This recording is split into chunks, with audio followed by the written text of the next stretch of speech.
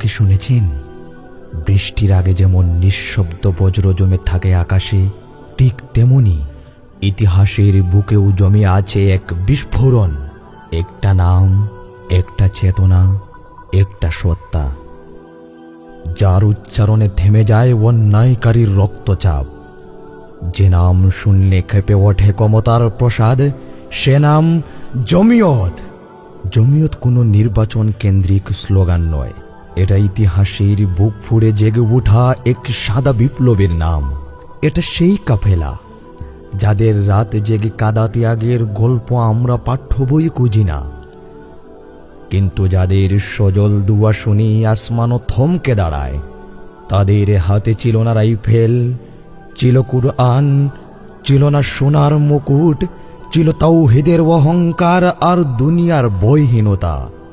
তাদের ইতিহাস নেই ফেসবুকের পাতায়, তাদের ইতিহাস খোদাই করা আছে কারাগারের দেয়ালে, রিমান্ড রুমের নীরবতায়, হাজতের কাঠগড়ায় লেখা কান্না ভেজা জবানবন্দিতে।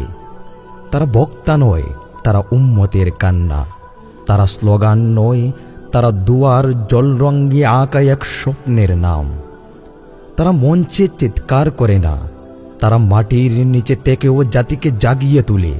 আজকের প্রজন্ম জানে না এই নামের পেছনে কত কান্না, কত রক্ত, কত নিঃস্ব চোখের জল মিশে আছে।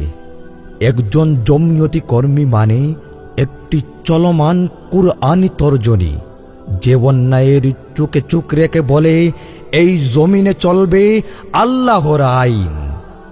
ওহে তরুণ ভাই, তুমি যদি নেতা হতে চাও তবে জমিয়তের কাতারে দাঁড়িও না, কারণ এখানে নেতা হয় না, এখানে জন্ম হয় নেতৃত্বের।